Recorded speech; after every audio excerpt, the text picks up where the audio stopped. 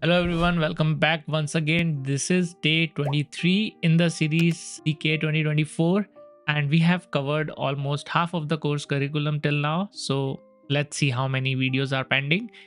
But in this video, we'll be looking into role-based authorization and we'll be looking that in detail with the help of demo. And yes, there'll be a task for you to do the hands-on in the GitHub repository of day 23 folder. So do check that out and do try to complete that.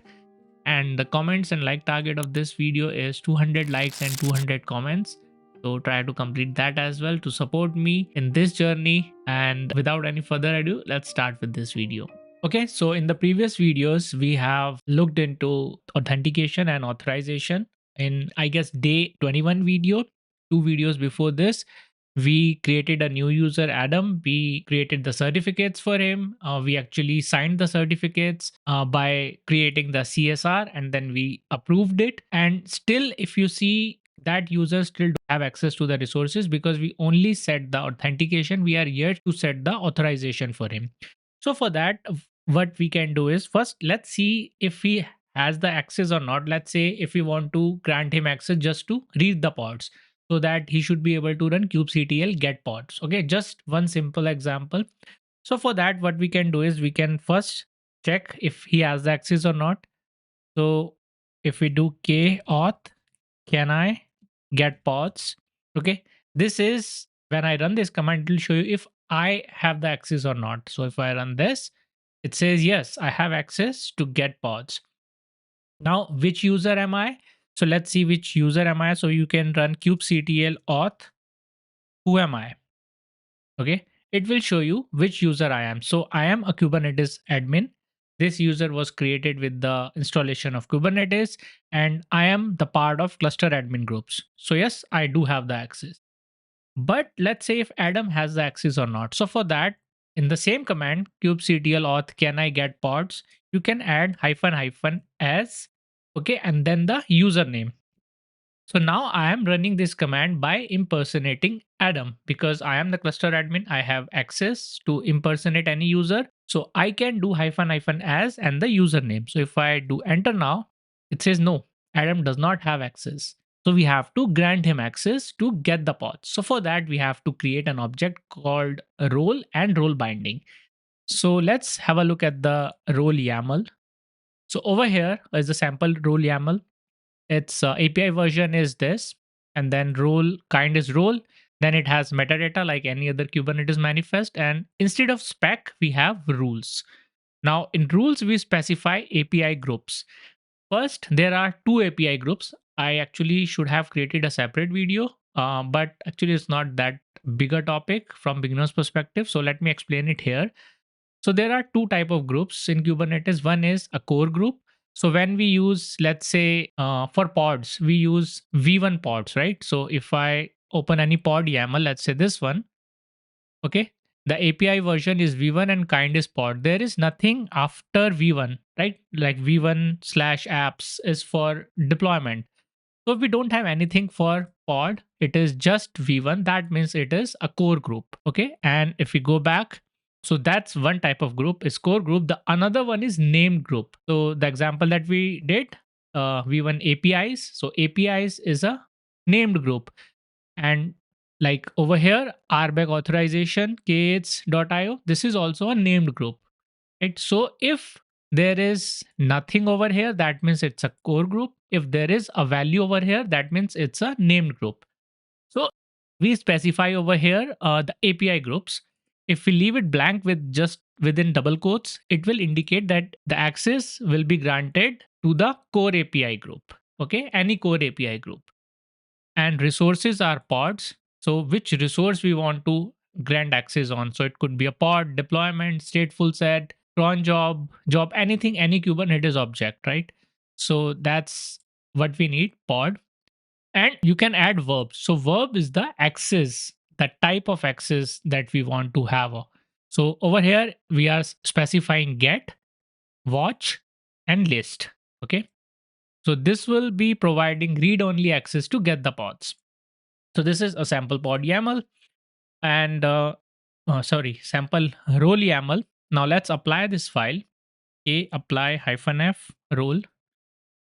Okay, role has been created, and if I do k get roles or role, we have our pod reader role over here, and we can do like any other Kubernetes object, we can do a describe on that. So kubectl describe role and then the name of the role, and it will show you the details like name, labels, annotation, rules.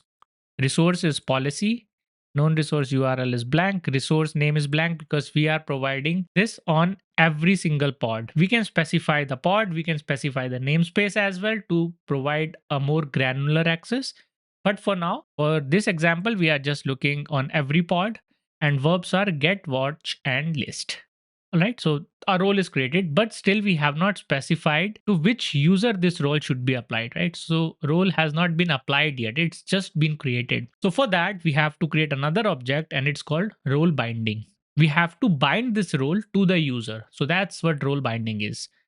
So we have another YAML over here, and these YAMLs you can get from the Kubernetes documentation from the sample section, or you can generate it from the imperative command. We'll have a look at the imperative command as well, right? So again, API version is this one. Then we have kind metadata over here. Tell is good. Then we have the subject. Like let's say we are specifying one user. It could be a group. It could be anything else as well. So kind is user, name is Adam, and API group is this one. Then we have to provide the role reference, right? Which role we are applying to this user. Again, we can bind multiple roles. So kind is role, name is pod reader. This is the role name, and then the authorization group. With this, we are binding the role with the user. Okay. So if I now apply this file, okay. So if I do k apply -f binding.yaml, okay, it says the binding has been created. Now if we do cat role binding, I should see my role binding over here with the name read pods. And again, I can describe as well. Describe role binding, and then name is read pods. Okay. So it says name is this, and the role that it attached to the role binding is pod reader, and subject is user equal to Adam. We can specify a particular namespace or a resource as well, but we have kept it open for all the namespaces and for all the resources. That's why it's there. Now let's try to run for kubectl auth. Can I get pods as Adam? Okay, this is yes now. Now Adam can create the pods. Adam can get the pods because we have just specified it. We have granted him the required access with the help of roles and role binding. Now the next part is we have to log in with the user Adam, and then we have to get the pods, right? So for that, and there is one more thing. So if you want to check what all the roles are created, so you can do just get roles. And if you want to see all the roles that have been created in the namespace, in all the namespaces, you can use hyphen capital A, and these are all the roles. And sometimes in the exam, they may ask the question like count the number of roles that are there with the help of a command. So for that, what you can do is there is like in the kubectl command, there is a parameter that you can pass and call no headers, right? So it will remove the header from the output. Okay, so the header was this one, namespace, name, and so on. So it will remove the header, and then if you pipe the output to a command wc-l, it will count the number of lines. So each line represent one role. If you do that, the output is 12. So we have 12 roles. Now let's see how we can log in as Adam and how we can run the command as Adam. Okay, we could only check like if the user had access or not, but we are not actually running the command impersonating Adam. So for that, we need to add the entry in kubeconfig. Okay, so let's see how we can do that. You need to write the command kubectl config set credentials. Okay, name Adam, and then with this, I am just using the multi-line command, okay, with the backslash. Name is Adam, and then I have to pass the client key. Client key is not there in this folder, but I will add it. So I'm just writing the command for now. Let's say adam.key, or I can give the reference from the folder that it's there. So it's there in the day22 folder. So let's do that. day 22 kubeconfig, and in that there was adam.key. All right. The next parameter is client certificate, and certificate is equal to, it will be there again in the same folder, day 22 kubeconfig, and then it should be adam.cert. Now the next parameter would be your CA-cert, right? Oh, I don't think we need to add the CA-cert in it. It just, we need to write embed cert. Embed certs equal to true. Okay, so we have added the name of the user, client key, client certificate, and that's it. Okay, I guess this flags embed cert has been deprecated, so I'll just remove it for now. And I did a typo in the credentials. So credentials, okay, now it's fine. Okay, it says user Adam set. Okay, now we have to set the context. So for that, if you remember the context command, kubectl config, set context, these all commands are there in the documentation, so don't worry about it. And once you do enough practice, you will be able to remember it. Even though you have help, like even if you don't remember it, you have -- help with every kubectl command, so you can use that as well. So kubectl config, set context, and then the name, and then cluster. So our cluster name is kind CKA cluster 2, and then hyphen user, which is Adam. Okay, now I'm setting the context. With that, like once I do that, a new context will be created with the name Adam. So let's see the context now.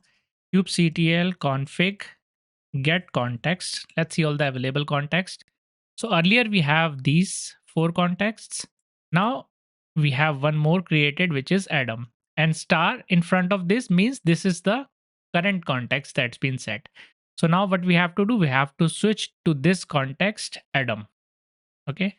So kubectl config set context or use context. Let's see. Set context Adam. Okay. Now if we do get context, okay, no, it has to be use contexts. Use context Adam. Okay, now I am switched to context Adam. So if we run the get context now, you see star in front of Adam now.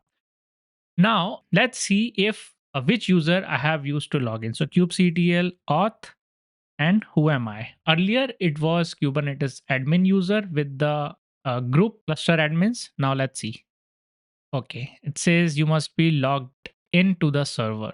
Why it is asking me to log into the server? I do set context again. Okay. And if I do get context, I am in the context Adam. No, it's showing me that I am unauthorized. I don't have access to login. Okay, let me do a quick research and I'll get back. All right, so looks like a certificate has been expired. That is why it was showing me unauthorized error. So for that, what we need to do, so first I check the validity of the certificate with this command, OpenSSL x509 no outdates in, and then I pass the client certificate. So it says it's not valid after 7 June because when I created it, I created the validity for just 1 day and it has been expired now. So I have to renew it and then I have to create the CSR again. So for that, I'm gonna use a command called OpenSSL x509 request -in, and then I have to provide the CSR file over here. So adam.csr, it's not there in this folder, so I'm gonna take it from day 22 kubeconfig adam.csr. Not there. Let's see where it is. It should be in, okay, day 21 folder. Day 21 adam.csr certificate signing request, and then I have to, okay, so this was CSR, then I have to pass -ca cert. So CA cert is there in the current folder, day 22 folder, day 22 ca.cert. Okay, and then I have to pass ca key. So key, I don't have it at the moment, but I have to grab it from the control plane node. So I'm gonna do that, but let's just add ca.key. And then we have -ca create serial. So because we have created cluster using kind, and because we are using OpenSSL to generate the certificate, that's why the process is different. If we were using a kubeadm command to install and to manage the certificate, so the process would be a little different. kubeadm will be looking at almost at the end of this course, because it is a little advanced topic. We'll be installing the cluster with kubeadm, we'll be doing the upgrades and maintenance and so on. So it's there at the end. Don't worry about it. But for now, we'll be using OpenSSL commands. So -out and then adam.cert. It will create a new certificate, and then let's add the validity to 100 days. This should fail now because we don't have CA key in the current directory, but let's just run it. It says could not load CA key. So let's grab the CA key. If you remember the command where we did docker exec, okay, so let's do a docker ps and then docker exec into the control plane node. Control plane node is this one. No, this is worker node. Then ck cluster to control plane. Okay, this is the one. Dash. And if you remember, I've told you all the certificates will be present in etc, Kubernetes, and PKI directory. So I need CA cert from here. Let's see where it is. CA cert. So let's just do a cat on that. Cat ca.cert. And I'm gonna copy the content of it. Just copied. And inside day23 folder, I'm gonna create a new file. ca.cert. Paste the content over here, save the file, and let's close it. Now I'm gonna exit from the control plane node and I will run the same command again. It still says it does not have ca.key. Oh, actually, I did not need ca.cert. ca.cert I already had. I need ca.key. So let me remove that. And let's do docker exec again. By the way, if you are wondering which command I'm using for do a reverse search, so I'm using control R. So this command is valid in all the bash shell. So if you do control R, you can start typing and you will see all the previous commands that you have entered. So try it out. And for example, I ran docker exec earlier, and now when I did control R, then with just typing D, the entire command is pasted and I can select from that command, right? So I don't have to type the command again, and I can just hit enter and I'm inside it, and I can do control R again to cd into that directory, right? So now I need cat ca dot key. Okay, this is our private key for CA. Let me just copy it.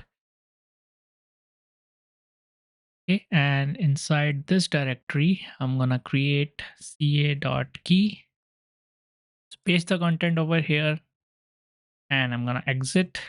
Now let's run the command again. Okay, it says CA certificate and private key does not match. Okay, let's do one thing instead of going down that route, because it's gonna take a time and I don't wanna cover certificate renewal at this time. So let's create a new certificate. Let's generate a new certificate with the things that we have used in the previous video. It will be quick. So for that, let's follow the instructions from day 21. Okay, here is the readme file. Okay, instead of Adam, let's call it Krishna. And I'm gonna replace everything in the command. Okay, which folder I'm in, day 23. So let's generate a key, and then using this key, let's generate a CSR. Okay, now I have, I'm gonna remove adam.cert. Okay, now I have the client key, CSR, and CA.key. Okay, now I have to create it. Okay, so I'm gonna copy the CSR YAML from here and let's go to day 23. CSR.yaml, see it over here.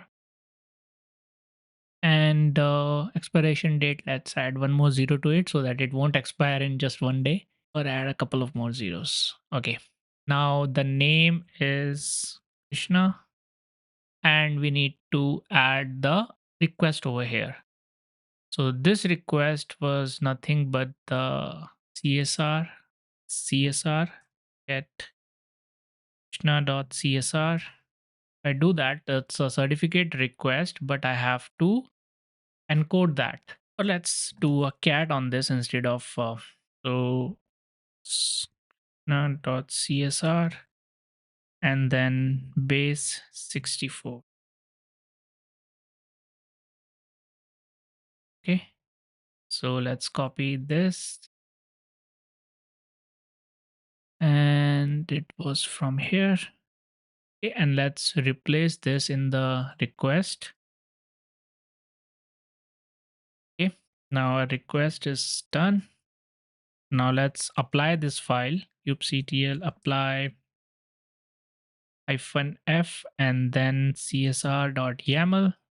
Because I'm using the context Adam and it's not valid, I'm not able to authenticate.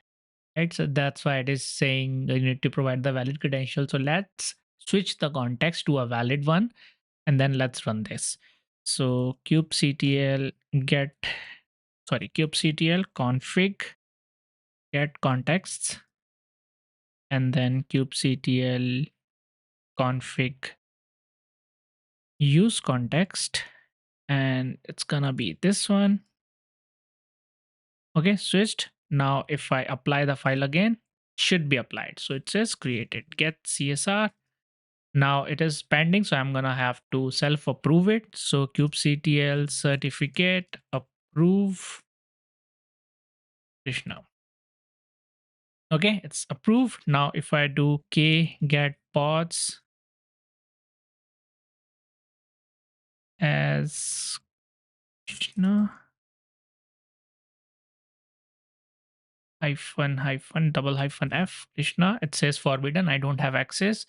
And if I do k ctl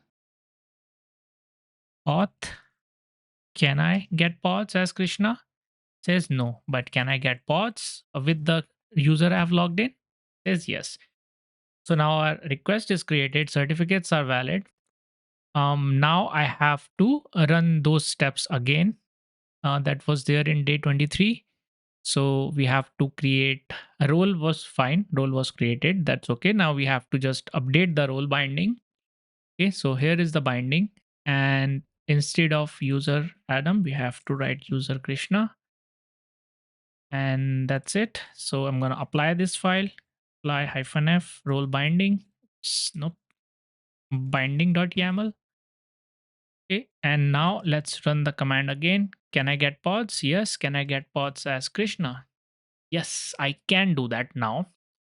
So this part is done. So this is the authentication. Now let's go to the authorization part again, where we have to create the config YAMLs and update the config YAML. So for that, let me copy the command. I'm gonna make some changes in the backend, and then I'm gonna paste it over here. Okay, so here is the command that we used earlier as well.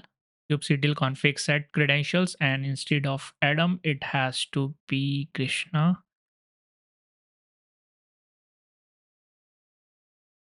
Okay, client is krishna.key, and then client certificate, then embed certificate equal to true. Earlier it was throwing the error because credential spelling was misspelled, so that's why, but we need to use this option so that certificates will be embedded. It says cert file not found.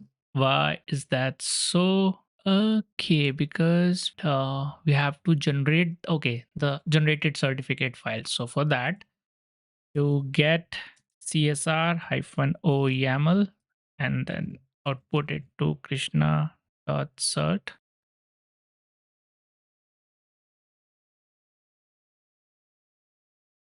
Okay, no, sorry, not this one. Like I just have to use this part.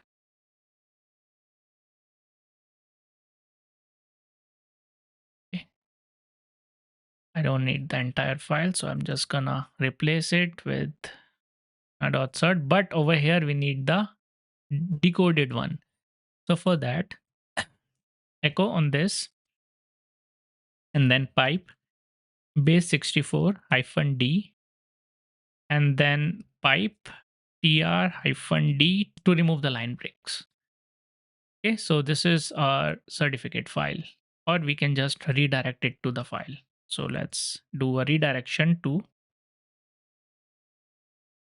krishna.crt. Okay. Now krishna.crt, let's see if it's been changed or what.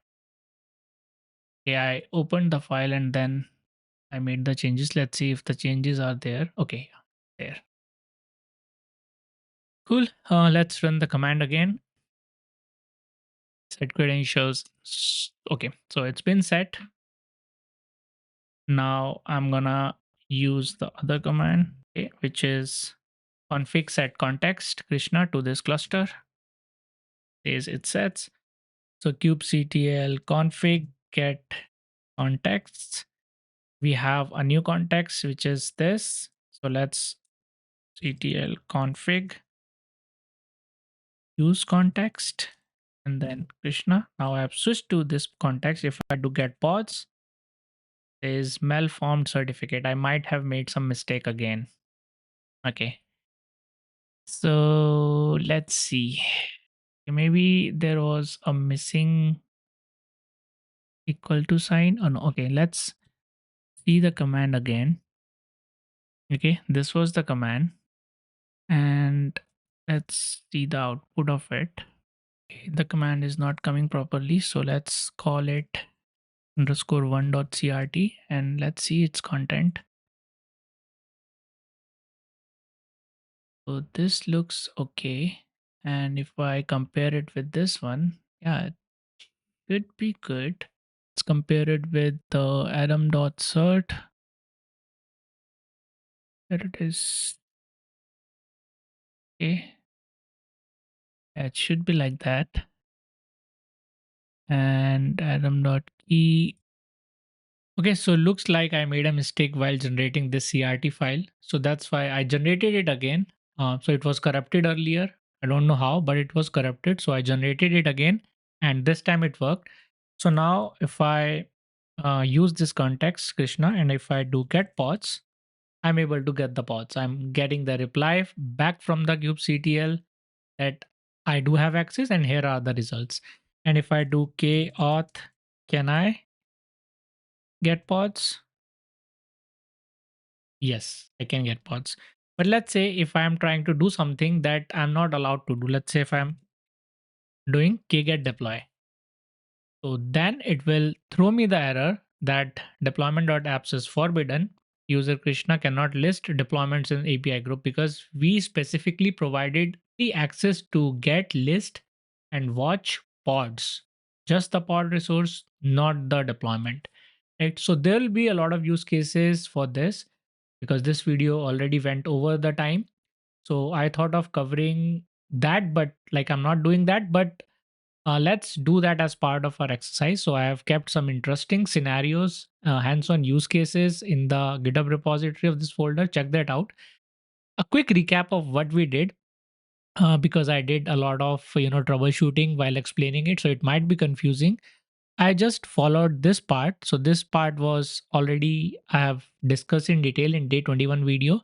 So what I did, I created a new user, right? Because my earlier users certificates were expired. So I created a new user using these commands. Then I created a certificate signing request. Make sure that this part, the request field over here, it should be the base 64 encrypted. So I have used this command to generate the request. Okay. And this was from the CSR file that was generated over here. Now, once the certificate signing request was created, we can view it by get CSR, and then I approved it as an administrator. So I self-signed the certificate using the CA file. Right? Now you can get the certificate output as a YAML, and from that YAML, you actually need the certificate data. So with that data, you actually decoded it and you placed it in a file krishna.cert, right? Because this file has to be the decoded data, not the encoded data. Now, after that, we created role and role binding. Oh, by the way, this is the imperative way of creating the role. We only looked at the declarative way. So this is how you can create the role imperatively. kubectl create role, and then the name of the role, hyphen hyphen verb, and multiple verbs can be added with the same option: create, get, list, update, delete, and whatever. And then hyphen hyphen resources equal to pod, right? And the same way you can create the role binding as well. And instead of verb, you add role and user, right? So that's how you create the role binding. And once that is done, we have added the credentials to kubeconfig, and then added that to the context. And then we change the context to the new user. And then whatever command we are running now, we are running with the user Krishna. So if I do kauth, who am I? Okay, it is showing me the username is Krishna and group is authenticated system. This is the default group that I'm part of. So this is the user. Okay, now that is done. I wanted to show you one more thing.